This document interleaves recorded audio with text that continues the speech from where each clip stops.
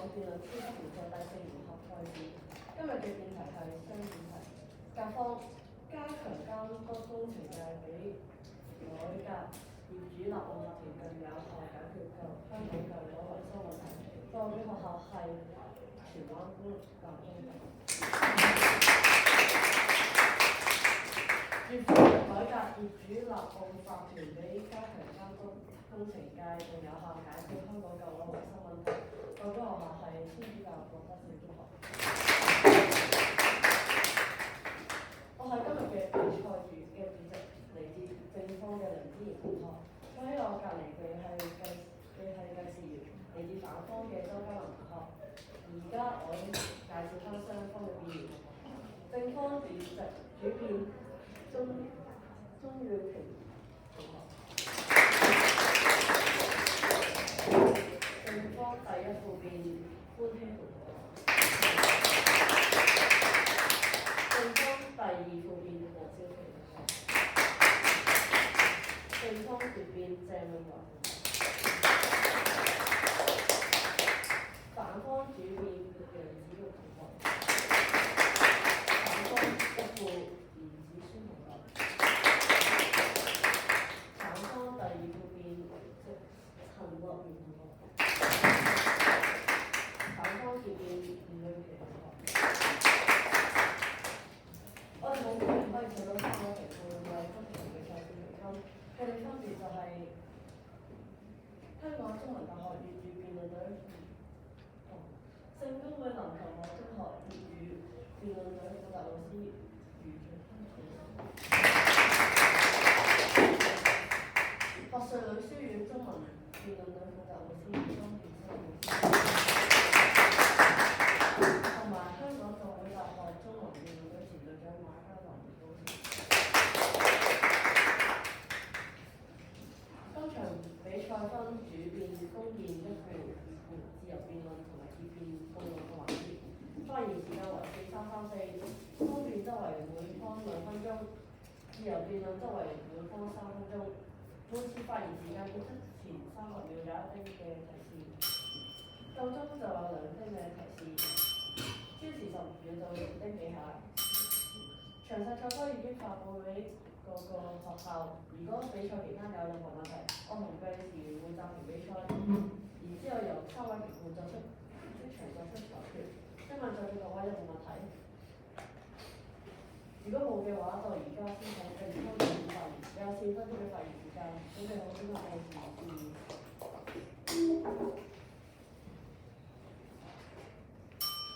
168人死，3.3億維修費。在座各位，雲福苑大火反映舊樓維修兩大問題：貴同唔安全，背後全因圍標嚴重。當舊樓決定維修，會先由業主立案法團聘請顧問公司，顧問就會就住入標嘅工程承辦商評分，然後由業主大會投票揀承辦商，最後顧問會監察施工進度。但香港充斥住由顧問、承辦商、黑社會組成嘅圍標集團，佢哋喺2個層面干預投票。工程界方面，圍標嘅顧問會以超低價吸引法團聘請佢哋，又推薦業主選擇造價貴、用料差嘅相熟承辦商。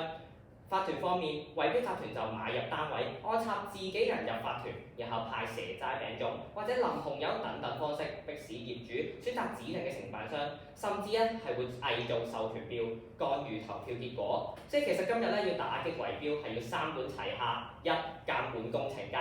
；2改革法團；3打擊黑社會嘅威逼利誘。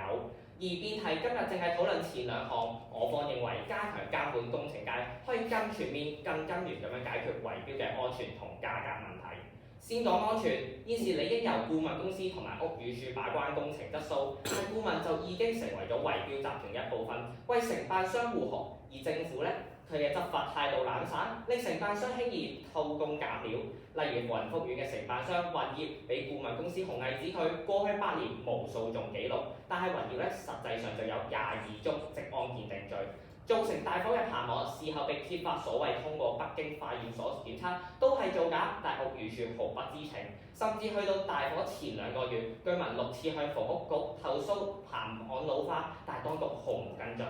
難怪政府喺出事後都加強翻監管，喺物料方面要求承辦商去指定實驗所化驗。流程方面，將大維修由2級小型工程訂稱為1級小型工程，代表需要額外嘅第三方專業人士監工。執法方面，增加突擊檢查，例如大火後1星期，屋宇署查咗110個地盤，發出70宗警告同埋11宗檢控。相反，無論點樣改革法團，其實都確保唔到施工安唔安全。多數業主仍然唔識得分辨物料係咪安全，就算識分啦，法團最多威脅終止合約，逼承辦商改，但都不及罰款、票控等等手段立竿見影。其次講價格，由麗城花園1.4億去到雲福苑3.3億，之所以舊樓維修費用急升，全因承辦商合謀定價，顧問公司幫手遊說業主合理化天價費用。雖然當年發展局為打擊圍標，叫市建局推出電子招標平台招標妥，即係容許高質嘅顧問同承辦商入標，但係當局疏於把關，例如雲福苑9間入標嘅承辦商，5間包括雲業都係由同一老闆侯華健持有。發展局表示，改革招標妥考慮引入情報式評分，即係查核公司背景，考慮業主滿意度，先可以踢走雲業、紅蟻呢啲害群之馬。此外，行會成員湯家華嘅民思政策研究所亦都批評香港競委會冇用，建議參考韓國同新加坡，將圍標行為刑事化，賦權競委會更多執法權力，引入刑事寬免機制，鼓勵圍標集團內鬼舉報。例如新加坡嘅競委會今年成功揭破圍標集體，罰款460萬波子。韓國嘅公平交易委員會15年起每年檢控30宗圍標，每年罰款額高達數以億計美元。相反，無論點樣改革法團，確保業主投票公正，法團唔貪污，但係若果市場上間公司都圍標，心裏有風，唔透過監管工程界，唔瓦解圍標集團，政府有咩安全又價格合理嘅選擇呢？多謝各位。甲方罰時間為4分鐘，冇過時69分。接住落嚟係甲方表示你有4分鐘發言時間，咁樣嘅主席、評判上嘅各位大家好，簡單歸納香港舊樓維修問題：一、質素；二、價錢。我方當然同意工程質素要有保證，亦都贊成要去整頓業界。不過業主立案法團嘅角色有方面冇考慮清楚呢？舊樓維修其實係業主嘅法律責任，外牆石屎剝落、消防設備檢查，以至30年樓齡嘅強制驗樓計劃，通通都需要由業主負責。而業主立案法團就係根據香港法例第344章《建築物管理條例》成立嘅獨立法人組織，代表全體業主去管理大廈公用部分。基於用者自理原則，法團嘅主要職責包括管理物業、財務管理、處理法律事務以及監督物業管理公司等等。換言之，喺舊樓維修嘅問題當中，工程界嘅角色係服務供應者，而業主立案法團嘅角色係服務採購及使用者。兩者貌似地位相若，但面況係由新聞時事不停提醒住香港市民，法團有幾黑暗，有幾糟糕。業主立案法團嘅弊病大致可以分為消極、疏忽同埋貪污3類，而改革就要對症下藥。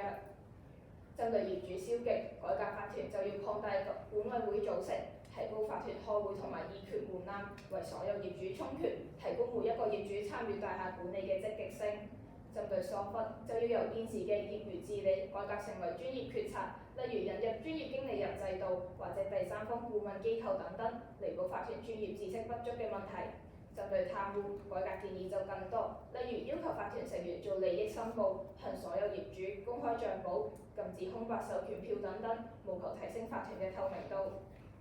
若然改革方向成真，我方認為從用家角度入手，改革法團比起加強監管工程界對舊樓維修嘅質素同埋價錢問題更有成效。原因如下：一、監管治標，改革治本。工程界作為服務供應者，主宰住以下項目：維修用料、地盤建設、工人質素、項目造價，每樣都極其重要。但市面上有咁多間工程公司，每間公司嘅用料、工序、造價都可以係合法合規，但不盡相同。呢個時候，業主立案法團作為擁有議決權嘅賣家角色就發揮到關鍵作用，因為只有法團先至有權同埋有責任去收集大廈入邊每一位業主嘅意見，然後透過會議同投票選擇一間最適合自己大廈嘅公司。以雲福苑事件為例，3.3億天價工程，每戶業主要價成18萬，但東張西望去揭發咗有小業主要求參與決策會議嘅時候被拒絕，法團主席更加就咁拋低一句：交係你㗎嘛，你自己諗啦。如此欠缺透明度、不負責任嘅法團，前來唔改革又點樣可以從根本上杜絕舊樓維修問題呢？可能大家會諗錯嘅會唔會係工程公司開出天價呢？但我方要反問嘅係，假如每工程公司嘅造價唔合理，咁精明嘅法團仲會唔會揀佢呢？如果每個法團都係精明，仲會唔會有工程公司嘗試開出天價呢？由此可見，只要改革作為服務採購及使用者嘅業主立案法團，就可以從根本上改變市場競爭邏輯，促進工程公司良性競爭。二、改革法團根據成本效益。政府如果要對工程界出手，不外乎都係收緊現行法例同埋加派人手巡視施工地盤。咁樣做的確可以有效規管到工程物料、工人質素等問題，但價格問題單靠加強監管根本冇辦法處理，因為真正負責格價同埋促進佢哋競爭嘅係業主立案法團。此外，政府始終都係人手有限，全國每日都有地盤施工，試問依賴政府巡邏隊有效，抑或係每日都出入大廈嘅業主幫手監察更有效呢？由此可見，加強工程界監管固然係好事，但如果要論及全面性同埋效率，依然都係改革法團更為優勝。最後請問有方同學點樣透過加強工程監管去解決造價問題呢？係咪想政府粗暴干預市場？多謝各位。乙方主辯所用時間為3分57秒，冇過時可以扣分。接咗落嚟係公辯人辯論，公辯一方可以選擇自由選擇挑選對方一個辯員嚟回答問題，咁打斷對方發言追問。回答方唔可以反問，亦唔可以打斷公辯一方。如有違規，公辯一方可以即時指出，評判認同可以直接扣分，每次1分。而在場人士亦都可以喺每次公辯後提出某方違規，評判可自行決定是否扣分。另外，公辯屬於單對單環節，請兩位同學到去台前發問及回答，因為雙方有冇問題。同埋評判注意，前者公辯分數嗰陣時要特別注意一下前者嘅次序，特別係反方分子。第一格依發言次序係回答分數，第二個先至係發問分數。好，而家正方請自由派出一位辯員作公辯。甲方議事，我哋揀乙方主辯。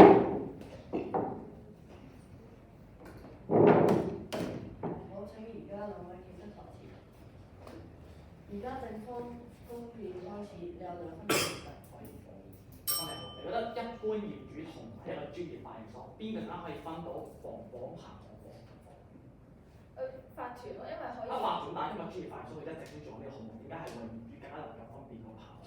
因為業主你未必有專業知識，但係冇錯，所以業主未必會有專業知識，法團都係一般業主，佢都係建築業，好似黎成輝咁嘅建築師咁。咁所以就問第二個問題啦，你覺得今日就算發現嗰陣真係有唔防火嘅棚，你覺得係業主口頭警告威脅有效啲啊，定係政府親自落場罰錢有效啲咧？政府親自落場，但係法團佢可以隨時係更加可以監測到佢有冇用到。係啦，所以佢最後都要政府親自落場先可以快速咁解決問題。所以講唔係講話安全問題迅速解決，係由政府親自落手先可以迅速辨別同埋迅速解決問題。再問你，今日你第一個論點話咧，只要你取消嗰啲授權嘅咧，就可以避免嗰啲圍標公司咧去入侵嗰個嘅舊樓嗰度。我想問今日圍標公司入侵舊樓係咪得一種方法？我冇講過係取消授權票，只係取消空白嘅授權票。我哋係。即係淨係咪你覺得取消授權票可以避免佢哋入侵舊樓咧？但係起碼可以係俾佢哋唔會。係啦，不能完全解決，因為我方背個好清楚。今日舊樓要即係圍標公司要去入侵舊樓，有好多唔同方法，例如寫齋餅裝去氹你去啦，或者係用黑社會黑林紅油逼你去接受咯，或者你臥底去買樓然後去做，就真係攞個票都可以做到㗎。我想問你改革業主立案法團點樣解決呢啲問題？咁你就算入到去都好，咁你只要你改革咗佢嗰啲嘅法例。但我真係業主嚟㗎喎，咁我都真係可以投票，因為我臥底我唔係我真係可以投票，咁你點樣解決呢個問題？咁但係你係冇可能你可以係。所以佢講到咪自己都解釋唔清楚，點解你單純改嘅業主立案法團可以令到啲威逼利誘啊、成單俾咁完全解決，唔緊要當你解決咗咯。今日你解決咗個業主立案法團，係咪等於整個市場會變好咗？我冇講過，你淨係改革法團可以完全變好，我哋只係你比起。係咁比較係嘛，咁梗係分開比較直接清楚啲。咁你點樣可以令到成個市場會變好先？你改革法團之後。咁你主要你市場因為佢質素差嗰啲係因為圍標啊，咁你解決。係啦，就係因為圍標，但係而家都仲存在喺度。今日多謝大家。好，今日就係人士有冇發覺方辯員有反問？如果冇嘅話，跟住到方公辯，咁反方自由派出一位辯員。甲方主辯。好，喺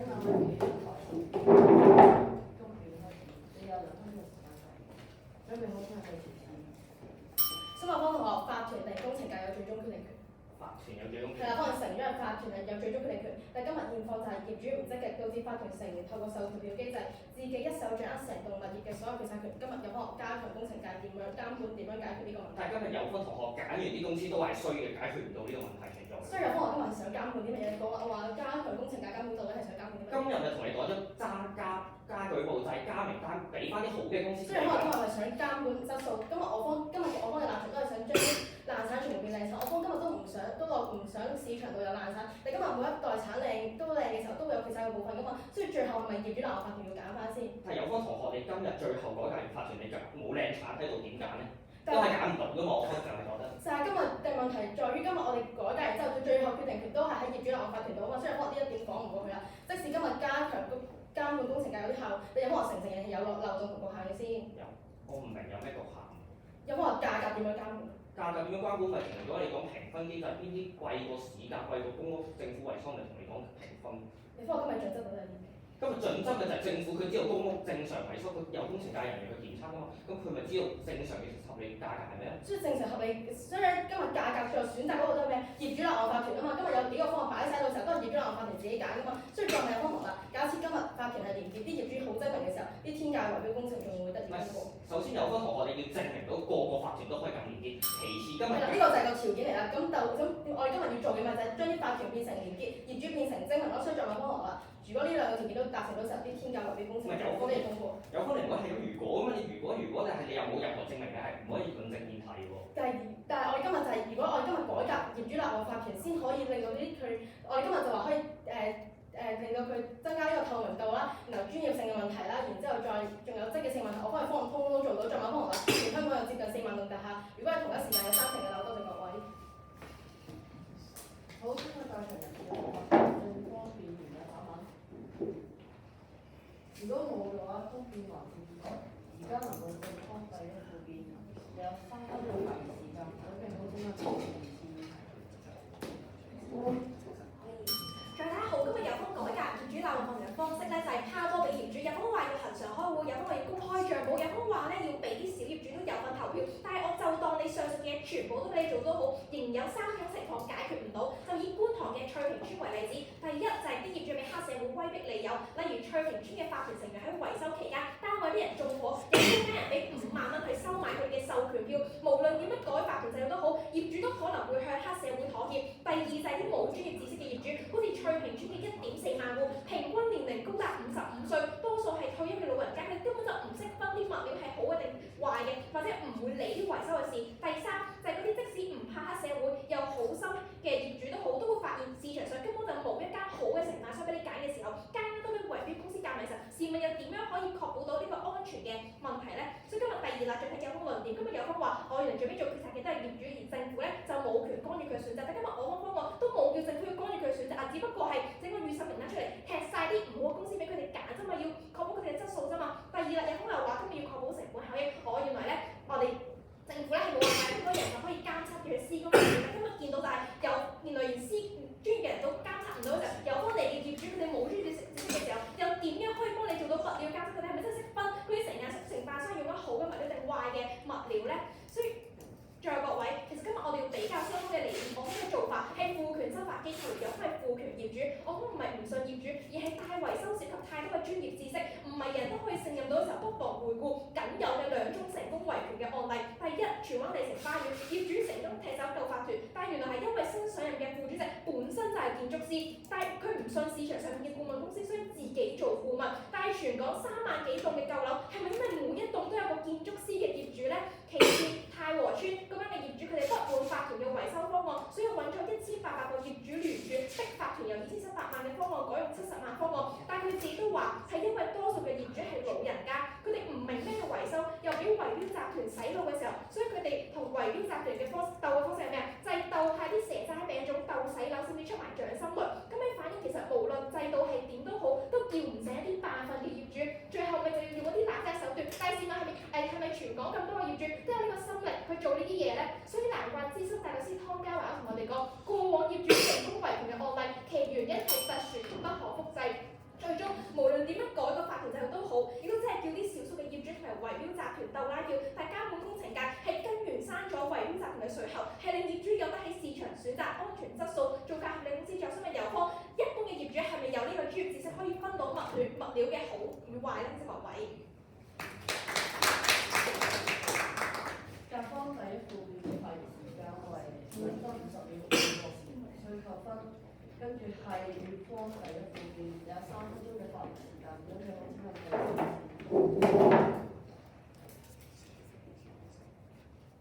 主席，評估盡力嘅話，大家好，可以見到咧，油方今日都冇聽清楚我方嘅方案啦。我方今日咧已經喺現時業餘治理改革上嘅專業決策，我方都同樣會引入專業經理人嘅制度，例如第三方嘅顧問機構等等，去彌補翻法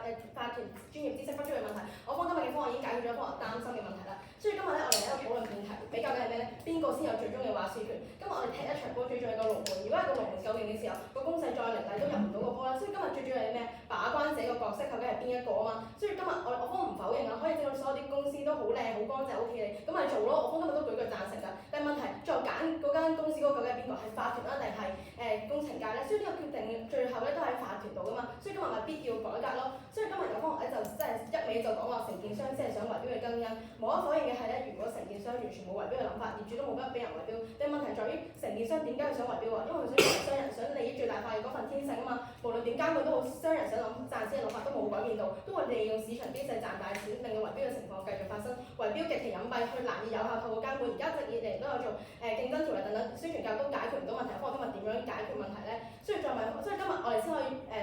推動業主成為精明嘅消費者，先更具針對性，去用市場機制撥除需求，從根源度杜絕圍標供應，促成翻呢個良性競爭。先嚟到一副啦，先讓我方作出立場澄清。第一，我方係明白並且同意咧，加強工程界監管係有效同埋有好處。第二咧，我方認為加強工程界監管同改革業主立案法團都係缺一不可，勢在必行。所以今日我方比較嘅準則係咩？係兩件事一齊做嘅時候，邊一個更具主導性同全面性啊嘛？所以先睇主導性啦，法團先係圍標嘅最終把關者啊。杜絕圍標係雙方共識。嗱，圍標咧分為兩類，一係承建商合謀呃法團，二係承建商聯同法團詐騙小業主。現況下，法團負責出標同埋審標，佔絕對主導地位，我方都同意啊。但正如廉署上個月嘅獅子山行動，香港歷嚟最大宗嘅圍標個案，關鍵一步都係因為有法團主席涉嫌泄漏機密協助顧問公司，所以先至圍標成功。所以見到係咩咧？法團連結天價嘅標書根本唔可以過到關。相反，如果法團腐敗唔改革佢哋嘅話，一樣都係會主動勾結黑心公司。所以改革法團，例如係強制使用招標妥，先可以從根源度解決問題。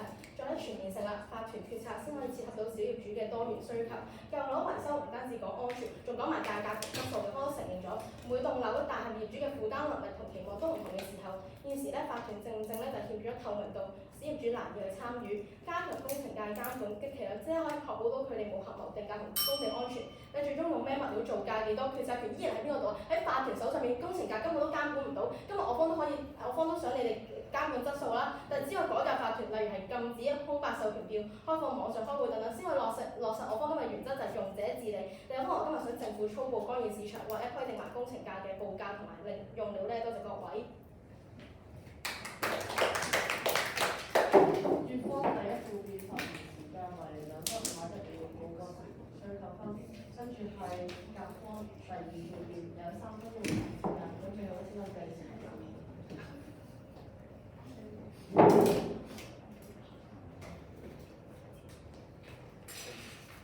評判出嚟撞位，大家都唔知，因為安全性咧係今日我哋討論辯題最急切需要解決。有可能啲判場咧都已經唔夠膽去討論，因為佢哋都知道咧雲福嘅例子解釋好清楚，防火爬我唔防火咧係真係會有死。有可能今日點樣改革業主立案法團咧，都唔可以令到啲業主入面嘅法團咧係識點樣爬落去啊，點樣做啦，或者施工安全是否合規。所以講到尾，真正做到監管安全性，都係要靠政府做多啲巡查，或者做好我安全嘅物料檢測制度，先真正可以識別到同埋快速解決問題嘛。所以今日方案咧講兩件事，第一、第三方顧問，有可能雲福都有顧問，點解會有貪污？點解會有圍標咧？所以事實就係證明，如今日嗰個顧問制度已經有問題，你再做咩第三方其實都冇，因為佢哋最後都係會去貪污，佢都係會同承辦商一齊去做圍標。所以我覺得其實你嘅第三方嘅顧問同現行嘅嗰啲咁有問題嘅顧問制度有啲咩分別？第二同講咩？講空白表，我覺得同意嘅，空白表係用今日一副大卷面一副解釋有程度。今日嗰啲圍標公司要控制住嗰啲舊樓，唔係淨係得空白表嘅一步，仲可以做咩咧？例如黑社會去動，因為黑社會去威脅你嘅動員啦，或者為你自己蛇齋餅，因為啲唔知頭知道，所以佢就都會改變自己做錯誤嘅選擇。我覺得唔係話越縱容上述問題，而有可能我方下太多複雜定性。你今日改革法團不單止仲要用警察幫手搞到黑社會先做呢件事。加上一個屋苑今日有過千戶業主，仲加仲會柴務賄賂，俾人賄賂或者收成係唔合理。所以乜嘢原來監管百幾間工程公司有冇做圍標，即係實際嘛。除咗證據可能性之外，仲有將圍標嘅集團連根拔起，我睇下佢哋當中有啲咩關係，然後直接劈出去二審名單度。因為當我哋都冇得再入標嘅時候，佢自然唔會再有人去做滲透入去法團度咯。所以今日本來第二個論點同講咩講成本效益。我方明講，今日你揀咗啲嘅顧問公司，又或者你揀嗰啲承辦商都係要預備錢嘅，咁你實際上個成本或者你嘅咁高嘅成本係點樣喺邊度先？有可能冇解釋過喎。今日我哋今日講嘅所有審核標準都係話我哋做評分，叫廉署或者叫警察或者叫業主去做評分，你究竟實際嘅成本係喺邊度先？甚至乎今日我哋見到好多唔同唔合理嘅例子，例如23年富家大廈。宏業嘅老細去派旗下2間自己嘅公司一齊做陪標，令到自己間公司可以好順利咁做個標，而有個不合理嘅價錢壓制業主，咁我覺得要解決咧。或者仲有第二個例子嘅，清麗於24年要去做招標，招到個咩業主咧？豪氣，但可能點計你唔知，就係我啱啱一副底稿上講太和村呢個咁爭議例嘅承辦商，咁我見到咁多唔同咁具爭議嘅啲承辦商，去到最竟然沒有被踢出2審名單，依然全部一樣嘅時候，咁我哋落嚟點樣踢除咧？咁我哋2審名單嘅目標就係確保顧問或者你嗰啲承辦商或者業主部點樣揀得好嘅公司，但係呢個唔合理咁有嫌疑嘅公司都仲喺度嘅時候，咁我覺得我哋應該要踢咗佢哋咧。所以今日作為比較題，不如將雙方立場推到極致，睇下邊個風險細啲。我講最緊情況係咩咧？一班唔合格嘅承辦商未揀最抄價，起碼唔會偷工減料，最多性價比差啲。但係最緊情況係咩咧？係全部都喺圍標市場而揀最高嘅價，講緊嘅工程質素零監管，造價係市價好幾倍，都係經驗配置，邊個好啲？一模一樣。所以今日我哋市場已經差唔多個地步嘅時候，我幫唔係空談嘅啦，係市建局都話會採用程度式嘅招標方式，賽會複評嗰啲評判會嚟衝嘅，幫每間公司起底，令到嗰啲一人開5間公司啊，或者顧問承辦商有親戚關係嘅嚟捉唔再出現，點解唔跟住杜絕問題咧？多謝大家。甲方第2點發現時間為3分24秒報過時，最後分業主就係乙方第2點同時有3分鐘發現時間，咁你好先嘅時主席、評判場嘅各位大家好，有方今日咧就覺得加強工程嘅監管先有阻嚇力，佢覺得我哋改革業主立案法團冇阻嚇力啊嘛。但係我哋今日見到嘅就係、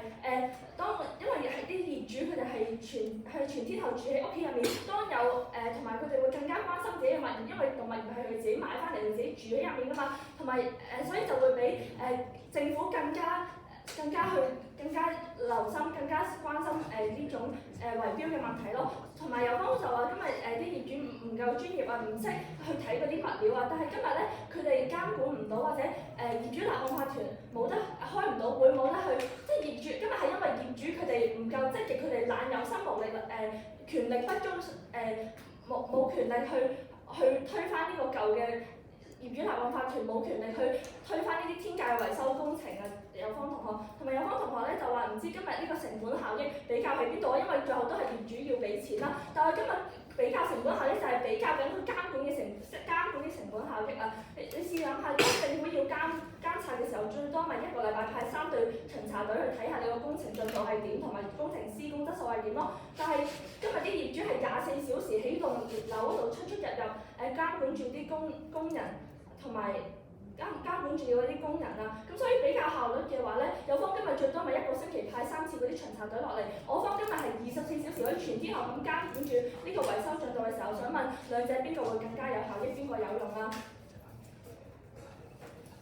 早於2000年咧，反圍標大聯盟趙恩來就提出咧，圍標法只會滲透法團，甚至會派黑幫阻止正當公司入標。雖然顧問公司權力都好大，可以掌管工程費用同埋標準，但騙徒手法層出不窮。大聯盟同埋立法會議員都明白，單靠監管工程界根本無法百分百堵絕漏洞。因此，大聯盟幫助市民嘅宗旨正係組織法團，業主自救，靠業主覺醒去汰弱留強。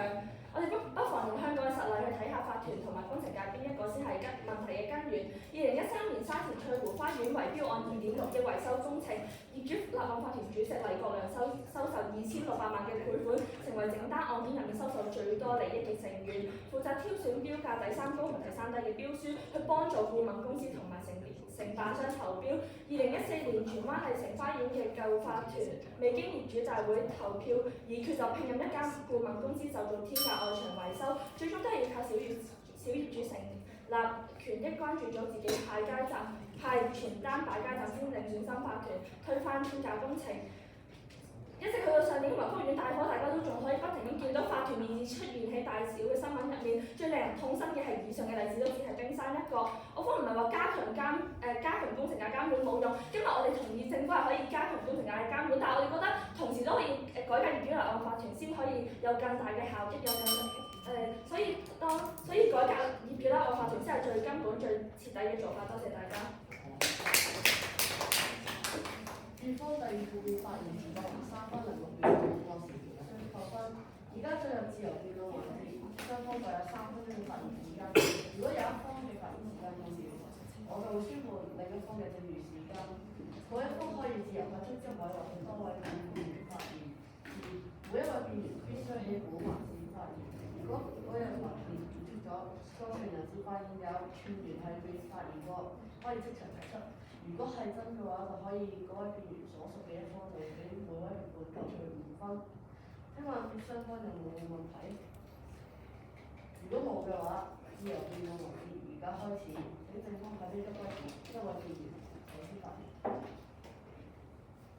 同學一方面話咧懶，所以要改革；啲業主懶，需要改革法團；一方面咧又話啲業主有業權會跟足大會。咁究竟業主係懶定唔懶咧？圍標嘅第一步係咩？係有人夾定價格，邊邊做標？請問呢啲嘢係承建商自己夾完咗先，定係一定要有人一法團入邊嘅配合先成事咧？咁雖然如果我係懶嘅，咁你改革咗開多呢本，咁我點解會改？但係今日問題在一啲業主根本唔係懶咁簡單，邊有業主會唔再着緊自己嘅物業？咁所以今日有方同我方都係同意要收位加強罰則，去推動翻業主做翻有責任，唔係咩？你自己背景唔係話啲業主唔在意呢件事？冇錯，佢哋而家係唔在意，所以我哋就係要改立個業主立案法團，令佢哋係增加佢哋對大廈管理嘅積極性啊嘛。但係有方義父啱啱又自己承認咗，其實依家啲業主係會在乎自己嘅物業，咁在乎自己嘅物業咪會嚟開會咯。咁所以點解今日唔係透過個硬性嘅指標去確保佢哋真係分得清楚，確保到安全性先？但係問題今日業主立案法團開會幾多點咧？下晝2點嘅時候，我哋今日我方嘅方案咪就係改革佢咯，去即係我哋可以去推動網上開會，點解唔得啊？好啦，咁我當真係會過嚟啦。咁過完嚟之後，啲圍標公司既然可以用黑社會留朋友，又可以派承擔緊咁你改革法團有咩解決？我純粹講緊話啫嘛。咁呢啲有關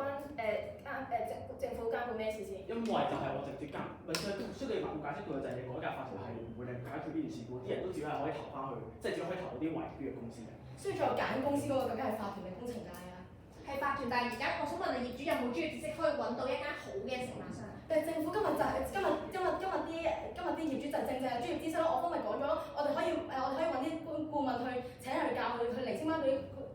啲立場嗰個需要方有咩問題。業主有專業知識點解黃福園會大火嘅？今日雲福苑就係、今日雲福苑自己都係改革翻業主立案法團，問題在於咩？政府唔理啊！今日佢哋自己一個想公章商網度搞，都係政府唔理嘅時候，幫我點解釋？所以反而唔討論我哋第一市場嘅討論就係講話可以解決，一可以有安全。我想問而家雲福苑都有第三方顧問嘅，點解都會大火咧？雙馬方同學啦，我哋先睇雙馬方同學今日邊個成本效益高啲？唔係直啲啊！我想問下你嘅方案同現時第三方顧問有咩分別？今日我哋就係我哋今日因為方案今日同我哋講話唔清楚啲業主究竟有冇專業嘅知識，所以我方今日嘅方案咪就係解決翻佢唔清楚啲知識嘅問題。顧問而家都會俾你，但係顧問係收咗賄賂，係同你一齊圍標啊嘛。咁你第三方顧問都可以一樣㗎，咁你解決啲咩問題？咁但係再講，其實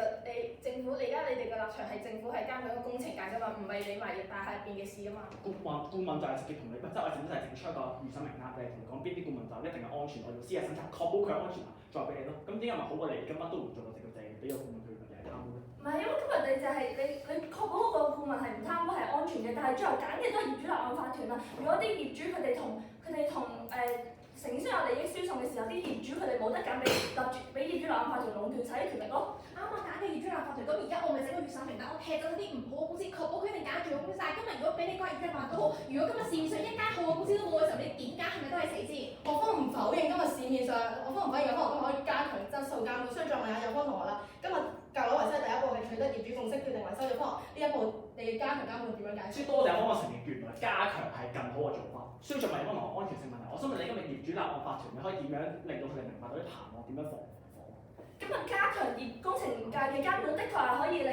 嗰啲承建商全部都冇問題啊！但係問題今日揀嘅係業主，業主都可以主動勾結佢啲承建商去圍標啊嘛。係啊，加強可以令到全部承辦商冇問題，咁你真係點樣揀都冇問題咯。但今日問題在於咩？法團有問題，我有方嘅方案點樣確保到法團係連結業主會變得精明？唔係，所以法團為例，我哋政府做秘密調查點解查唔到？政府而家你見到一單單政府都查唔到，而家有競爭條例，點解政府而家都有啲圍標問題出現？點解圍福苑大火會發生？你話點解要證明㗎？既然你都承認咗而家成個工程搞得好嘅時候，佢唔需要證明佢求其邊埋就係揀一間都係好嘅喎。你今日加強對工程嘅監管，點樣確保到全部都係好嘅先？咪就係我哋去秘密調查，我哋唔知佢哋有做，但係你發現如果佢有嫌疑，可能你黑社會大哥嘅 O，咁佢就即刻踢出去，確保入面留低公司一定100%好，冇可能有問題嘅。咁點解仲有圍標咧？現實根本冇可能100%好嘅，可能都論證唔到點樣100%好先。今日見到一單單圍標公司，一單單圍標個案出現喺眼前啦。今日我方講嘅只係冰山一角，即係可能第一步取得業主共識，你加強工程嘅監管點樣做？韓國做咗自首機制，15年至20年捉咗144單，罰咗24億5千萬美金。有分落呢個係咪成效？有幫我哋答咗個問題先啦。好，有分落唔聽唔夠，唔緊要，俾一個例子。新加坡10年做完之後，針對14個違例公司，違例10個房屋項目，再靠一個人自首都可以做到。而家我哋加埋自首名單，一模一樣嘅做法，點解香港冇成效？我明日方今日覺得我哋呢個方案阻嚇力唔夠啊嘛，但係我哋見到如果真係阻嚇，如果今日你加強監管阻嚇力真係咁大嘅時候，點樣監管晒啲圍標先？即係經緯線入面嘅陳建新周先生都承認咗，而家圍標風氣盛行，都係覆蓋率都係高達90%嘅喎。所以咁個雙重標，一方面就係工程係冇辦法白化咗好，咁你業主立法都冇辦法白化咗好㗎。你一方面你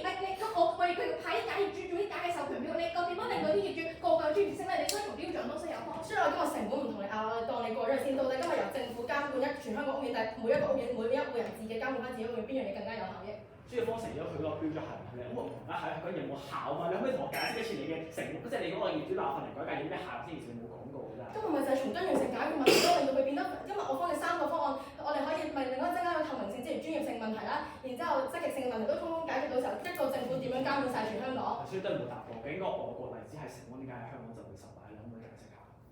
所以到底邊？你幫我問咗你一次啦，最後一次啦，政府加強一個監管好啲啊，定係所有業主自己負翻責任先？乙方以用嘅期費時間前5發而家甲方現在對於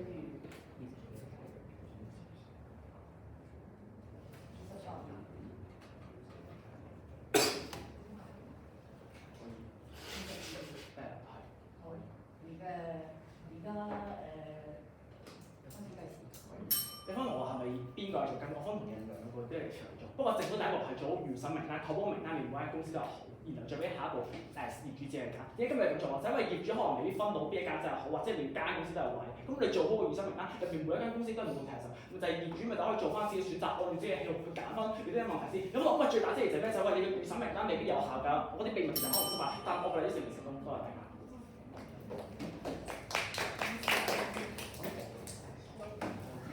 在嘅嗰位用廢台上面自己去廢嘅話，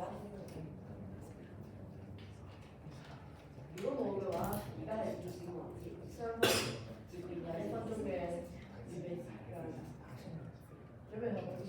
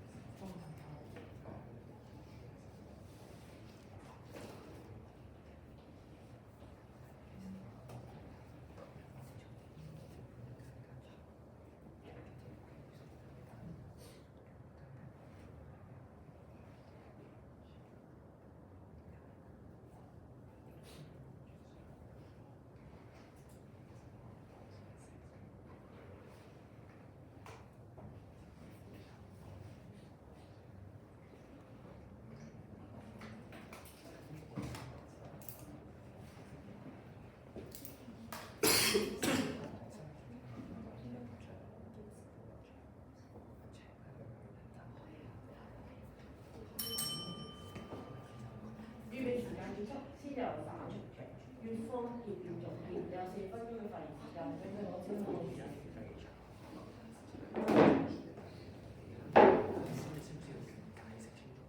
主席、評判做各位大家好，今日最主要嘅問題係入方唔清楚啦，法團先至係最主要嗰個啦，係最根源嗰個，然後法團咧係佢嘅連結先至係令佢最重要嘅地方。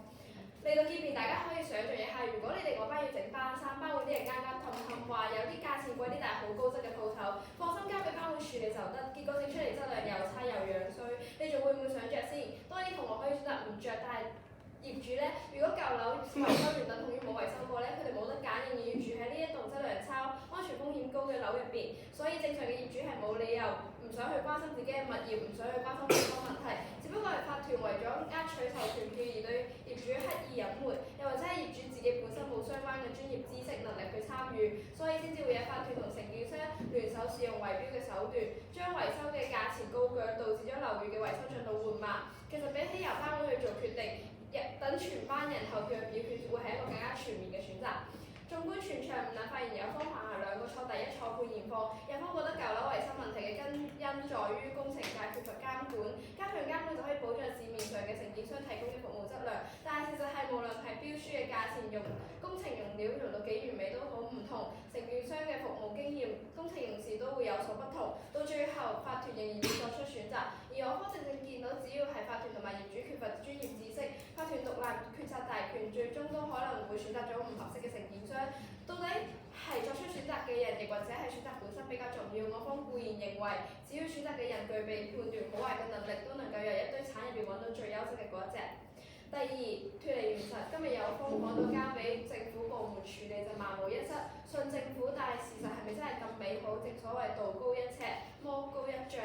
即使監管做到盡，但係仍然會有漏網之魚。如果係改革業主立案法團之後，令到更加多嘅業主有實權去了解工程嘅詳細內容，更加多嘅業主能夠監督法團會議嘅進行，變相縮細咗網眼，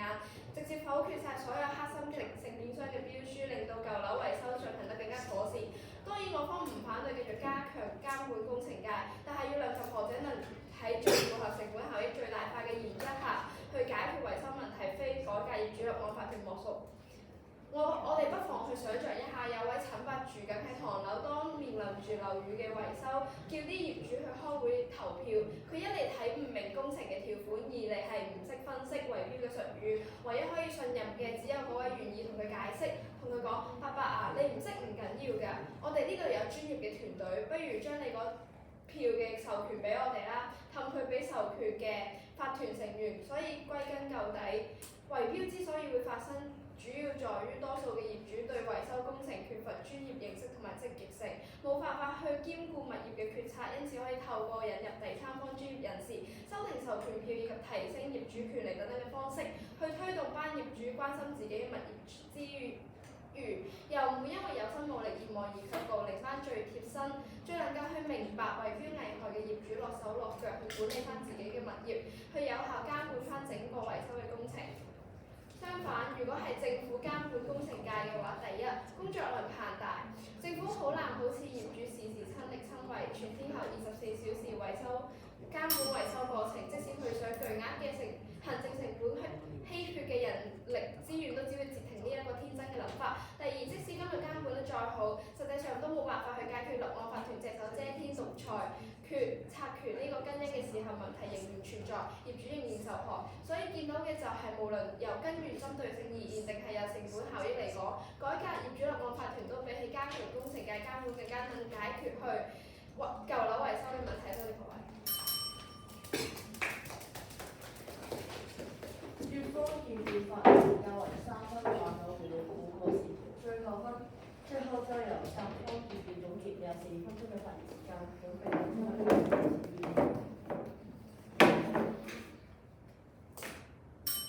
反貪污捉國白，主席評判在各位。呢一句口號係嚟自70年代嘅香港。一個警察會向人人收陀地，一個消防員要拎咗利是先會開水喉救火，一個讀官校排公屋都要疏通嘅年代。而國白就係其中一個貪官。政府知道，即使拉咗國白，拉埋4大探長，只會有下一個人頂替佢出嚟貪污。其實今日嘅工程市場就同當年貪污嘅情況一樣，處處都係。你換咗個警長，換個消防員，下個換嚟嘅都只會繼續去攤大手板貪污，因為小市民根本冇得揀。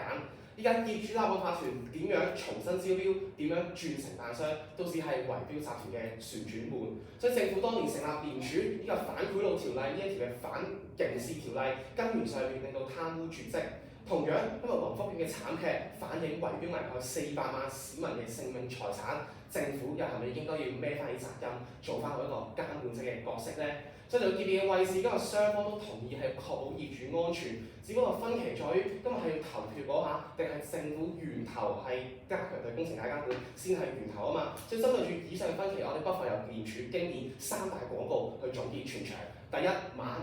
指鹿為馬。今日無論係顧問公司定係承辦商，其實都係指鹿為馬，報虛價用差嘅銀行去代替。但今日市民蒙喺股入面，根本係分唔清楚鹿定馬嘅情況之下，要做嘅就係要幫佢哋去分清。所以咧，咁你有方同嘅方案咧就話唔緊要，咁咧我哋只需要令到多啲業主嚟開多啲會，等個充其量都少，令到更加多嘅業主投身於呢一場指鹿為馬嘅騙局。但係最尾點樣分鹿，點樣分馬？邊啲圍標，邊啲冇圍標，業主通通都唔會知道啊！所以咧，其實有可能成條主線咧係有最大嘅前設就係今日佢哋假設咗個個業主都好好聲明，假設咗個個業主都會嚟開會，但今日由始至終都冇論證過究竟先可以點樣令到班業主聲明啊嘛！有可能今日話唔緊要，我哋而家有第三方嘅顧問公司，但係咧有可能其實到後場已經退立場，佢哋主線話呢個第三方嘅專業人士可以解決晒任何嘢，去到結語咧就得翻一句，其實咧就只需要講多一兩個就得啦。但係今日假設如果有可能個第三方專業公司、專業人士都去貪污，咁究竟又要點樣去解決呢一個嘅問題咧？所以咧今日咧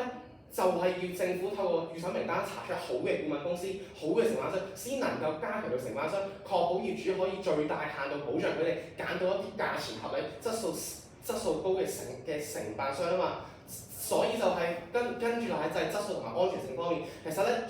有可能主面咧都已經承認晒全部關於質素同埋安全性嘅利處，所以今日退一步嚟講，因為如果圍標問題真係解決唔到，價錢過高都好，但係今日呢個監管咧，起碼令到佢哋係可以繼續用一啲合質素保障到嘅一啲藍網同埋材料啊嘛。因為你改下業主立案法條，你冇監管，第三方人士都貪污嘅情況之下，你點樣確保佢哋究竟係安全到咧？所以今日針對住我方自由辯論舉出嘅嗰啲新加坡啊、嗰啲韓國等等嘅外國城啊啲做完之後，都係有成效嘅情況之下，有可能自由辯論還是都回應唔到，所以今日咪可以就係今日要正係加強對工程界監管，先可以係真正幫助到佢哋咯。所以第二就係請你飲一杯咖啡。所以咧今日有可能我呢個方案咧講到尾咧，佢最多只可以係杜絕一啲貪污嘅業主，只不過係杜絕嗰啲收賄款嘅人。但今日我方嘅立場就係你由源頭開始就去杜絕嗰啲派賄款嘅人啊嘛。所以再加上今日有可能就係連呢啲成山嘅投票權等等方式去影響投票結果，都造成到點樣解決嘅情況之下，今日由根源性去解決，唔係更加好咩？所以第三唔可以俾一滴墨去污染一缸水。其實去到最尾，眼見圍標公司盤根錯節，政府係咪要任由呢個唔健康嘅市場繼續發展咧？講下業主立案法團充其量只能夠令到業主好似麗城花園，抑或太和村喺提供咗一個平等嘅平台，但都要同邪惡嘅圍標集團鬥你死我活，但明明有一種更快捷、更有效嘅方式加強監管，由源頭改變不良市場情況之下，政府點解又唔肯去踏出一步咧？多謝各位。甲方結辯所用時間為4分10秒，最後分比賽告一段落，大家請留在原位稍後下。世界評判最佳辯論員係需要額外評分，俾每一成盤起。今日8位台上辯論中，得3個表現最突出嘅，並給予分數。最佳1位前30，最佳第2位前20，而下1位前10。其餘嘅5位同學就唔使寫。而家嘅是回收甲評判分子攞去中央分室分，雙方可以派1位台下代表去監察計分過程。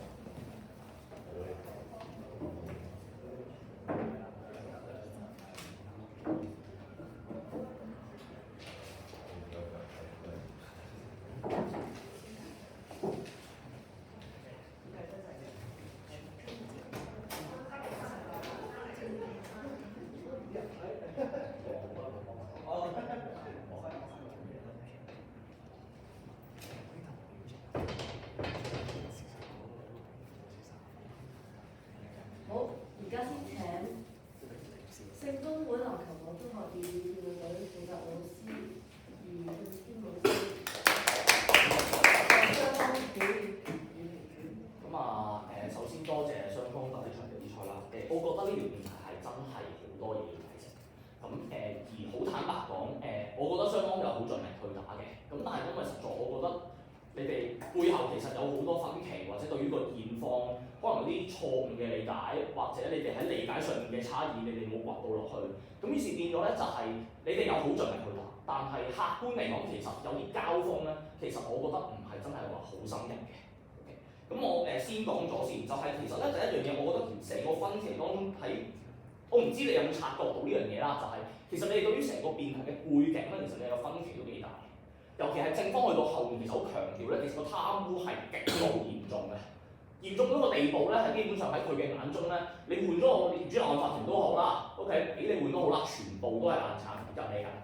係啦，你咪換咯，你再精明又點啫？全部都係爛產。咁但係佢呢樣嘢，我略然覺得咧，前場你嘅鋪墊唔夠強。咁咧於是就出現咗個好得意嘅情況啦，就係、反方識穿唔到呢一個背景，亦都喺前場嘅時候其實冇應到呢樣嘢。咁但係變咗你後場好依賴呢樣嘢去打咧，就變咗正方好似有個優勢喺度。而咧，sorry， 我會將啲甲段變咗做正反㗎啦，係咪？咁而乙方今日咧，其實反而咧，我覺得咧係對於個背景有啲太簡化咗，係啦。其實呢個甲方都有嘅呢個情況，但係乙方更加明顯。我唔知你哋嗱，因為我覺得我自己係對於可能業主立案法團之類嗰啲東西，我係略有認知嘅，係啦。咁但係咧，我感覺係今日乙方係對於個背景係有一個過分嘅簡化，而令到你理解緊嗰件事嘅時候係有啲吃力，或者有啲就係唔係好對得準，唔係好分到個問題出嚟。第一樣嘢，我覺得業主立案法團係咪全部都係貪咧？其實或者全部都係有即係諸如此類嘅問題，其實未必嘅。其實業主立案法團有好多唔同類型嘅問題嘅，有啲可能係真係唔夠人做，有空缺，三無大廈。有啲可能係佢真係貪 ，OK？ 例如你講緊有某啲例子應該真係貪污，或者真係連咗落去咩？咁然後跟住有啲係可能佢其實都想做嘅，但係就調翻轉係 even 你個業主立案法團 OK， 但係你啲業主會俾人收買，會唔 OK？於是你業主大會攞到拍出線，又或者其實好坦白講，就係業主係一個咩心態，其實咧都仲有分好多種。咁於是其實我覺得咧，今日嗰個問題當中，如果喺乙方你咁早承認咗個背景，承認咗姓，而你又想嘗試抽個問題出嚟咧，對於你嚟講好平嘅。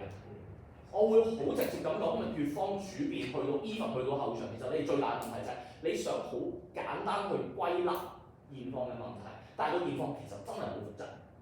於是變咗就係甲方可以由好多唔同嘅位嚟問你，喂，你呢個解決唔到，嗰個解決唔到，係啊，就係因為你諗得個當初諗得個問題略嫌有啲太簡單。咁但係我唔會怪你呢樣嘢，即係雖然分數上面就無可厚非，你一定係唔會太，即係一定會有個落差喺度。但係我怪唔到你，因為的而且確呢個位有啲難，就係業主立案法團 even 我就啱數，你都可以面對可能就係淨係個法團開會有一堆問題，可以貪，可以空缺，可以各種各樣。然後你業主大會又可以有唔同問題，啲人唔理啦，於是你冇建樓會，於是你就算業主立案法團 OK， 但係你都做唔到決策啦，你拖咗喺度啦。咁於是變咗，其實今場咧，我會覺得乙方嘅優勢係在於咧，其實你唔應該咁早就承認正方個問題，你應該諗下乜嘢問題更加幫到你，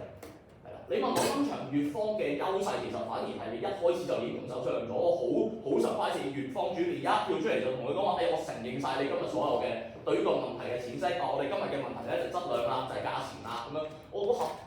咁快？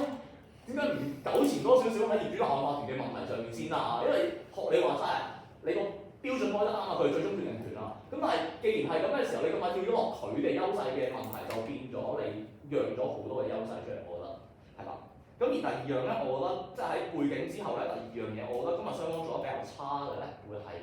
比較。我覺得我今日因為就係對於你哋對於問題，雖然你哋有個一致嘅共識，但係同時你有都。雙方其實你承認嘅就係兩樣嘢喺解決呢一個問題當中都係不可或缺嘅，係啦。正方甲方自己講咗，乙方喺後面都自己講缺一不可。咁而個問題就係啦，所以喺咁嘅情況底下，兩樣都不可或缺啦。咁你點樣判斷何者係更加能夠比較咧？即係更加能夠解決咧？邊個係即係兩個都需要嘅時候，你點樣去稱俾我睇就你個方係應該更能解決，你個辯係應該成立。好啦，咁於是咧變咗咧就係你問我今日主辯係冇講到嘅啦，呢度，起碼我猜唔到啦，可能你講得好快咁我捉漏咗啦嚇。咁但係咧去到後場咧就大概睇到甲乙雙方嘅意圖出嚟嘅。甲方嘅意圖好簡單啫，就第一件事咧我打爆你所有乘客，打爆你部分嘅東西，然後同時咧，甲方義父用咗個幾好which我幾 buy 嘅方法去 present 呢件事，就係預想一個最差嘅情況，就喺一個最差嘅情況底下，今日我全部都係我就算你即係我當你嗰個法團唔精明，咁但係我可以確定到嗰個 list 上面所有嘅都唔貪污嘅，你差極都係有限嘅，咁你起碼唔會死人，唔會冧樓。佢可能收你貴啲，可能做得冇咁好，但係起碼佢唔係貪污。反方咧就好早已經落咗去 rely on 你個最終決定權，就話你個即係無論你啲嘢點好點差，但係最終決定嘅係喺個業主身上面。咁所以咧就係、只要個業主夠好咧，就揀得你可以，起碼你可以揀到個冇咁差嘅產。咁於是呢度又分開個背景分歧喎。你覺得係有靚產揀嘅，就係、呢個我就一開始講，我覺得個背景分歧好明顯，就係、你覺得有靚產揀，但係其實佢哋覺得冇，唔好意思，全部覆蓋90%，你求其揾啦，你再精明極啦，都係唔得嘅。咁當然啦，佢後面再落就係話喂，其實你就算你揀到，咁你都仲要講授權，當然佢冇講得好白。咁呢個後場嚟講，我覺得雙方嘅標準，我覺得係都唔係話唔得嘅。咁但係於是個問題，其實你於是呢度嚟講咧，第二樣你要處理咧就係標準上面嘅交鋒。點解你嗰個係一個比較合理嘅標準？點解你嗰個係可以話俾我聽，你個方案更加能夠解決？咁於是咧呢樣嘢就好難啦，因為第一成效咧，今日非常上次問啦，好彩你非啲先問，因為你問我咧兩邊你都唔會交到成效出嚟，因為 even 你攞外國例子去推啦，咁但係坦白講，外國同香港嘅情況好唔同啦，係咪？外國反到貪唔代表香港反到貪啦 ，OK？ 咁而粵方面都唔會交到太多嘅成效出嚟嘅，好坦白講，即係呢一啲咁設想性嘅東西，你個法團改成點，唔知咁多法團點改咧，咁所以成效係冇得講嘅。變咗其實你如何論證條辯題咧？今日雙方喺呢個位冇交鋒，亦都冇真係好做到好深入嘅比較，我覺得。咁於是變咗就係你唔係真係好論證到自己嗰方嘅議題。你充其量就係講咗你嘅方案嘅好處，對面方案有啲弊病，但係你又同時你雙方都承認，真係缺一不可嘅。咁於是就真係好難去做呢個比較。咁但我都理解嘅，因為真係好難。因為雙方你都同意就係我自己我都 buy 你哋個講法嘅，就係、其實你要解決成個舊樓維修問題 ，even 你承認晒嗰啲嘢，你要解決嗰啲問題，兩樣你都要㗎啦。咁喺咁嘅情況底下，乜嘢叫更能解決？你好難去稱呢樣嘢。咁但係你要嘗試去作出呢一個陳述之餘，你要話俾我聽點解？如果你抄到捉到對方嘅標準，其實點解你個標準更加好？因為你一定睇自己個標準稱。當然你可以跳入對面標準再同佢稱，咁但係好明顯今日雙方冇呢個打算嘅，我覺得。雙方冇停留喺就係你個方案比我差，我個方案比你好。你個方案好多問題，我個方案解決到好多嘢。咁但係唔能夠真係好落到條辯題嘅核心。OK， 咁大致上我覺得就係咁啦。咁總括嚟講可能如果你想問嘅話，辯委獨立咁問我陣間都可以俾啲意見。咁但係 in general 嚟講，我覺得雙方嘅辯員其實打得都真係唔錯嘅。只不過今日呢條辯題真係比較難，係啦。咁希望各位就如果有機會見到呢啲咁嘅辯題嘅時候，盡量揾多即係諗深一層，同埋唔好太簡化嗰個現實。呢個我覺得係起碼喺今日呢條辯題裏面，我覺得係非常之重要嘅。咁我同俾大家講。唔該晒評估嗰句意見，而家有請學術類書院綜合辯論隊負責律師莊建生。好，咁多謝雙方俾一場即係我覺得都幾好睇嘅比賽，係咯。咁見到呢條辯題其實要消化好難嘅。咁我會見到其實雙方面咧即係都將問題嘅一啲輪廓啦，又或者一啲核心嘅問題慢慢推進。咁我覺得即係成場比賽嘅推進嗰個辯技方面啦，我覺得係唔錯嘅。咁甲方面咧，我自己會覺得你哋行嗰條路線好正，即係好正路嘅，就係講緊話工程界開辯嘅時候講咗一系列可以做到嘅嘢，咁然後咧去到中段嘅時候就我咁講啦，你哋我諗定條辯題定兩個主持嘅時候，你哋都知道其實裏邊有好多漏洞嘅，譬如即係唔係你哋嘅站方有啲漏洞，唔係你哋本身主持有啲漏洞 OK 嚇，即係譬如話可能有啲公司會金錢脫殼可能有啲會治標唔治本問題，其實呢啲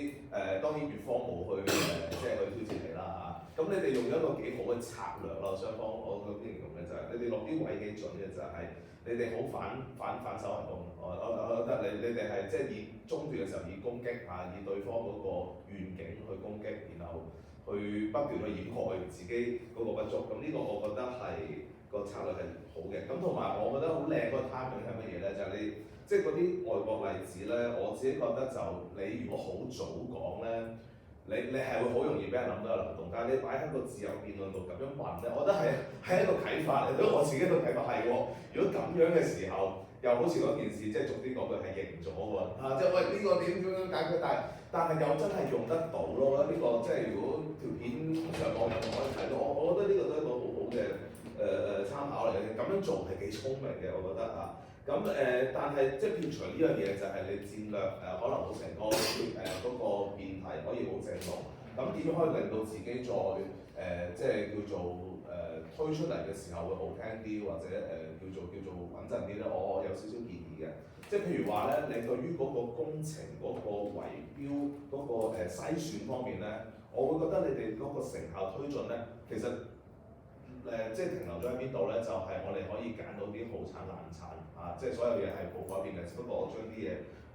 衰嘅嘢我整走啫。但係坦白講，其實你如果有睇到即係一系列即係之前嗰啲節目咧，其實都有一個問題可以提出嘅，就係你好產難產，你相對地揀完之後咧，其實有啲比較細嘅承辦商，其實都促進到嗰個競爭啊。其實呢樣嘢我覺得推大啲咧，會俾人哋去守，佢係咁講尾門啦，咁仔嗰係我，你講乜都冇用噶啦。促進完競爭，然後有一個更好嘅選擇俾你哋嘅時候，咁你哋就唔使退咁多步啦。我覺得呢點你哋可以考慮下，睇下出唔出到。我覺得呢點係緊要，即係講出嚟講咧係大啲嘅。咁呢個我會覺得一方面啦。咁例子嗰方面咧，我覺得你用本地例子嚟到去講嗰啲圍標刑事化或者跟進嗰啲問題咧，我都覺得係講得唔錯嘅，係啦。咁我都同意上一位評判所講，就係嗰個性價比嗰個推薦係精彩嘅，即係講緊嘅係，如果我咁樣揀完之後，我最差最多係買貴咗啫，但係起碼啲嘢係合法嘅 ，OK 啊？咁我覺得呢個點係亮點嚟嘅，同埋我覺得你哋好消化到成個題目嗰個重點喺邊度，因為真係唔容易㗎。但係我覺得成件事好，即係你問我講係好清楚、好酷嘅，同我真係空手邊咁行出嚟都 OK 嘅，咁其實係好好，係咯，同埋你感情好好啊，即係譬如結辯嗰啲同學啊出到嚟講，如果咖啡你自己係我同事喎，你唔知睇翻片啦，係啦，不過 OK 嘅其實 OK 嘅，咁但係見到你哋即係嗰個默契啊嗰樣嘢都真係唔錯啊。好，咁至於反方面咧，我幾同意上位評判所講咧，就係你太整數我嗰啲，係喎。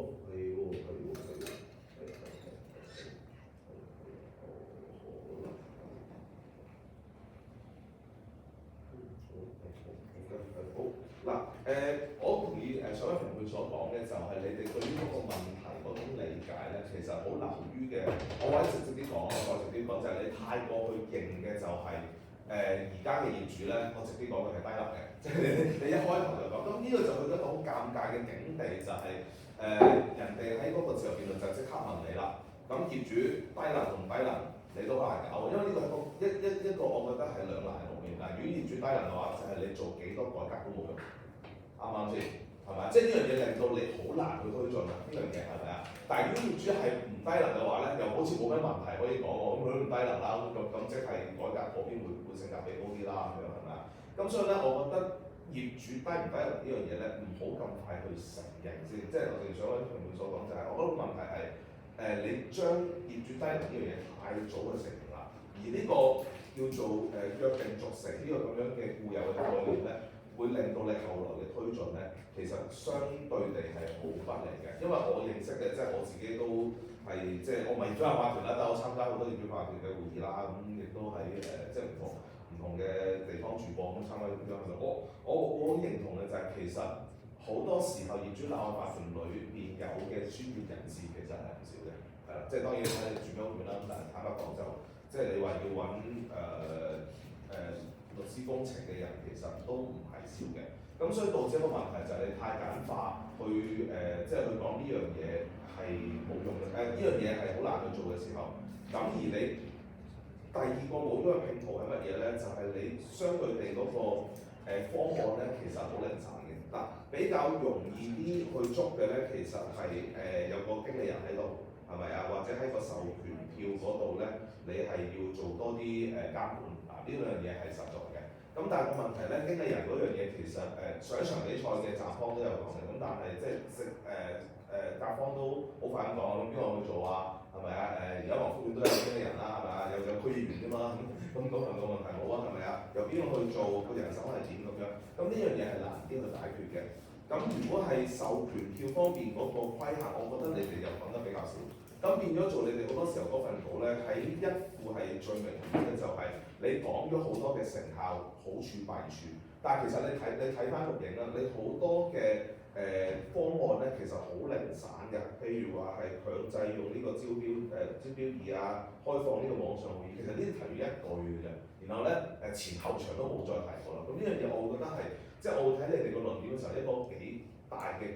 拼圖缺失咯，即係你因為一開頭你開咗個好大嘅難度俾自己，就係我嗱業主係好低能㗎啦，咁所以我哋要一個進行改革。但係如果你改革嘅方案唔具體、唔實質，咁呢樣嘢當然對於一個即係中學生嚟講唔係一件容易嘅事嘅。但係如果咁樣去兩樣嘢一齊去做嘅時候咧，就會令到自己都幾不利咯。咁呢個會係即係可以喺個主線確立嘅時候可以檢討多少少，即係咁樣做其實係危險嘅。咁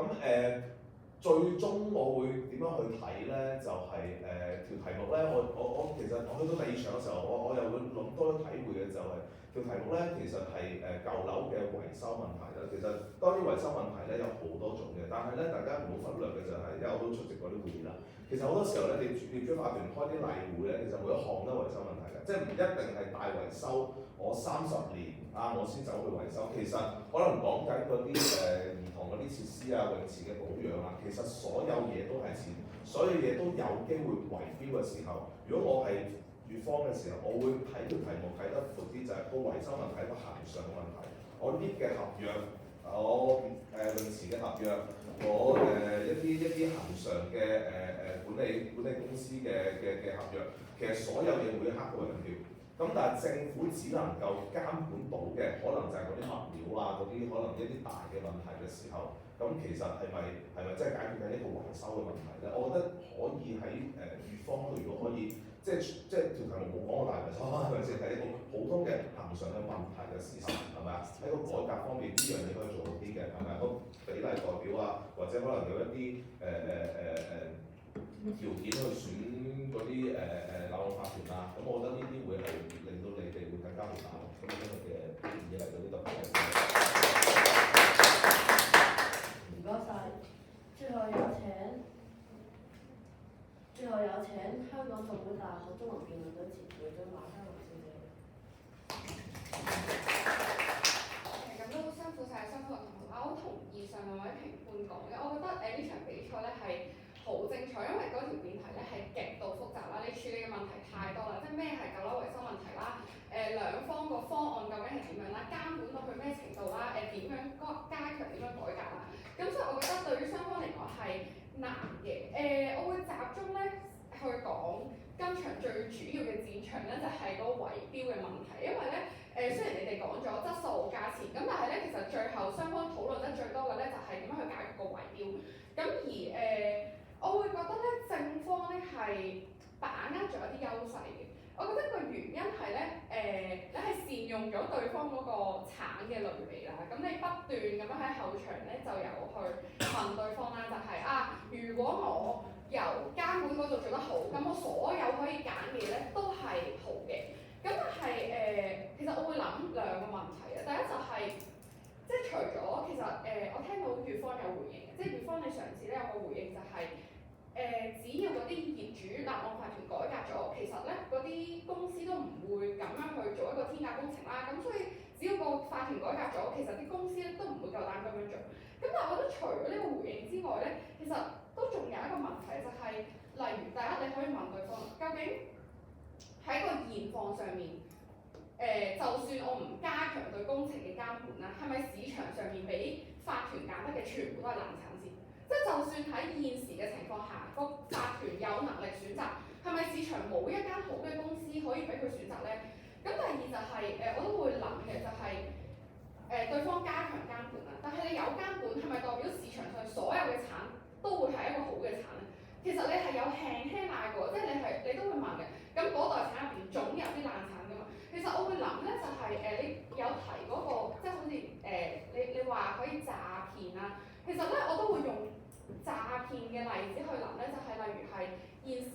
都會有監管詐騙啦，警方都會執法啦。咁但係個問題就係你永遠都監管唔晒㗎嘛，咁市場上一定有呢啲人嘅，咁你最後要嘅就係個市民自己提升意識咯。咁所以我會覺得唔好俾對方咁快落咗一個結論，就係佢監管完所有嘅產都係好產，佢唔監管咧所有嘅產都係爛產，所以你點揀都冇得揀。咁我覺得呢一個咧係對佢哋未必好有利嘅地方。咁第二啦就係咧，對方咧喺呢個去到 3D 嘅爭拗上面咧，佢會有一個問題嘅，就係咧佢會開始咧有啲我會覺得可能有少少極端嘅字眼咧，就你哋係應該要捉出嚟，例如佢會話只要監管完之後，佢會100%都係好慘。其實呢一啲咧你係應該捉出嚟打嘅。例如咧，對方係有 follow up 嘅，佢話咁你都有問佢噶嘛，咁然後佢個回應就係啦，因為咧韓國同新加坡佢監管完之後咧有成效喎，嗰個破案嗰個數字上升咗。咁但係咧，我覺得呢樣嘢係唔使 cheat 嘅，即係你哋就不斷咁樣去避咗呢個問題啦。咁但係有成效，有人拉到人，係咪代表所有嘅公司都冇問題先？即係佢而家只係有執法，有公司俾人拉咗，但係唔代表所有市場上面嘅監管一啲問題都冇，一間工程公司都冇違規㗎嘛。咁所以我會同意加強完之後咧，嗰個情況係好咗，監管係好咗。咁但係咪代表嗰個市場上面一定冇爛產，個業主點揀都冇問題？咁所以我會覺得呢一個位咧係你哋要拆咗咧，你先可以講話點解個業主嗰個決定權係咁重要。咁然後第二個我覺得可以問嘅問題咧係，究竟乜嘢為之好同乜嘢為之唔好咧？因為我覺得可能係因為你哋，即係我都同意前面兩位評判咧，你哋好快承認咗嗰個維修問題咧，就係講緊質素啦，講緊圍標啦。咁但係其實我會覺得，例如你哋有一啲講緊天價工程啦，又或者係你純粹去講嗰個業主嘅選擇咧，佢未必係一個監管可以處理到嘅問題。即係例如對方佢純粹想講咩叫一個好嘅工程公司咧，就係佢唔犯法，咁佢就係一個好嘅舊樓維修啦。咁但係我會覺得對於反方嚟講咧，呢個進路係可以多少少。即係例如係舊樓維修咩叫一間好嘅工程公司咧，係業主可以做到佢想要嘅工程啦，個工程嘅質素係高嘅，佢唔係一個天價嘅數字，咁但係佢又唔會有額外多餘佢唔需要嘅改變。即係類似，我覺得嗰個業主立案法團嘅處理咧，應該係多於對方所講監管係唔係合法嘅問題。因為舊樓維修係咪純粹單純講緊嗰間工程公司有冇符合法例咧？定係其實佢有符合法例之餘，個業主仲有好多嘅問題要去處理，例如係質素嘅問題，或者係物料嘅問題。即係例如講佢就算監管晒，即係我唔知佢可以點樣監管啦。咁當佢監管晒所有嘅工程公司啦，佢有晒嗰啲平台啦，咁但係可能係個業主立案法團，佢都要決定佢用乜嘢嘅物料啦，佢要決定去用嗰個物料去做邊一啲嘅工程啦。咁如果佢嗰個工程界佢係嘅，佢用安全物料，佢係受到監管，咁但係佢同個業主立案法團去串謀推高佢用一啲最貴嘅物料，或者係佢叫啲業主去揀一啲根本唔需要嘅維修。咁我會覺得呢一啲嘅情況咧，喺單純地你去監管個工程公司合唔合規格咧，理論上係處理唔到，即係你都要個法團係真係處理緊個業主所需要嘅問題。咁所以我會覺得究竟係咪唔合法？即係究竟係咪合法就等於佢係一個好嘅產咧？我覺得都係可以質疑嘅。咁然後去到例子上咧，其實咧雙方都有用宏福苑嗰個例子嘅。咁但係咧，我會覺得喺呢場比賽上面咧，佢好似偏向甲方多少少咧，係因為乙方除咗主辯以外咧，你就冇再抽呢個例子咧去做任何嘅回應。咁但係其實咧，我會覺得喺呢一個例子上咧，唔係甲方講到完全係嗰個工程界嘅問題嚟嘅喎。例如佢話第三方顧問公司，宏福苑嗰個例子都有啦。點解宏福苑會有大火？我唔知我冇記錯，我記得宏福好似係有第三方顧問公司，佢好似係用咗同一顧問公司。咁所以政府後來咧，佢就話佢要改革，必須要有個第三方嘅獨立公司啦。即係我唔係好肯定。咁但係第二個問題咧就係重點嘅問題，就係佢對方咧就用宏福苑嗰個例子，佢就話咧嗰啲業主咧其實根本就判斷唔到，嗰啲業主咧根本就唔識分嗰啲物料。但係其實咧宏福苑呢個例子咧，嗰啲業主好早期佢就已經發現個物料係有問題，佢佢已經知道個物料係唔防火，佢亦都嗰個法團咧嗰個會議記錄咧亦都知道嗰間公司咧用嘅物料係有問題。咁但係呢個法團即係互相包庇啦，私相授受啦，冇人解決過呢個問題。咁究竟個業主係咪真係好似對方咁樣講到，佢連嗰啲物料防唔防火都唔識分，佢連揀啲乜嘢都分唔清咧？因為我覺得去到自由辯論嘅時候咧，其實對方直情唔係講緊嗰啲業主立案法團唔專業，佢直情講緊佢哋冇常識。咁所以我覺得你唔應該俾呢個位咧俾對方過咗，因為實際上嘅例子其實啲業主係可以判斷㗎嘛。咪即係我同意，如果佢去比較佢同一個監管機構，或者佢真係要同一個嗰啲叫做係啦化驗所去比較嘅話咧，的確係冇咁專業嘅。咁但係嗰個業主立案法團係咪真係要去到化驗所咁專業，佢先可以揀到一間適合嘅工程公司咧？我又會有啲保留，所以我覺得呢個係可以質疑多少少嘅位。咁然後就係一啲純粹好細，我會覺得可能有少少矛盾嘅地方，雙方都有嘅。首先正方咧就係、因為咧我聽你嘅主辯嘅時候咧，你係話黑社會係唔討論，咁但係咧我唔知點解咧去到後場咧，你就不斷去講嗰個點樣都會向個黑社會妥協啦，點樣都會有個黑社會咧去左右佢哋嘅決定啦。但係明明咧你個方案話黑社會係唔包喺金場嗰兩個方案入邊㗎嘛，所以我就會有啲疑惑啦。咁另外一個就係咧。我唔係好肯定嗰個現況係咪咁，因為咧喺甲方講嘅時候咧，我已經有少少覺得嗰個黑社會嘅問題係嚴重到咧，每一棟大廈都俾黑社會把持咁。但係我覺得即係乙方係可以質疑下，即係講嗰啲黑社會去把持嗰棟大廈嘅情況有幾普遍咧？定係其實普遍嘅問題就好似你哋咁講，應該係個業主立案法團嗰個主席佢自己同嗰個公司去勾結咧，咁所以我覺得呢個係可以提出嘅問題嚟嘅。咁第二個問題咧就係、我記得咧我係抄低咗喺甲方嘅方案入邊咧，你哋係有講過話喺呢個嘅其中一個方案上面咧，你哋係有講過嗰、係喺流程上面，你話要改善個流程啦，咁然後咧你就提咗一句，咁、個流程嘅改善咧就係、加入咩將佢由2級變咗做1級。然後嗰個變嘅方法咧，就係、你會再加入一個第三方顧問公司。咁所以我係好奇怪咧，你哋去到二副嘅時候，或者係你哋去到 3D 嘅時候咧，你會不斷質疑個第三方顧問公司無效。咁但係我唔係好肯定咧，係咪因為你所講過嗰個第三方顧問同對方嗰個方案咧係唔一樣嘅？咁但係如果係嘅話咧，我會建議多少少解釋。如果唔係咧，我會覺得係有啲疑惑嘅。咁然後去到反方咧，我覺得嗰、個矛盾嗰個位，或者係即係其實對方都有捉到嘅，就係、因為你哋喺主辯嘅時候咧，你會話有啲業主會消極啦，有啲業主可能好懶啦，佢或者係佢疏忽啦。咁但係去到後場嘅時候咧，你突然間會有個位係去講其實啲業主咧好關心到物業嘅，佢係全天候就喺個物業嗰度。即係我明白你係想講嗰個業主咧係對於嗰個大廈有更充分嘅認識。咁但係你講到某啲位嘅時候咧，我係同意你會跌咗入去對方問嗰個究竟個業主係關心定唔關心咧？佢係疏忽定唔疏忽咧？消極定唔消極咧？咁所以可能呢一啲嘅字眼或者呢一啲嘅推論咧就要小心啲啦。咁我嘅評語就大概咁多先。多謝各位評論嘅寶貴意見。而家由我嚟宣佈賽果。首先，今場嘅最佳辯論員係甲方二副黃少明。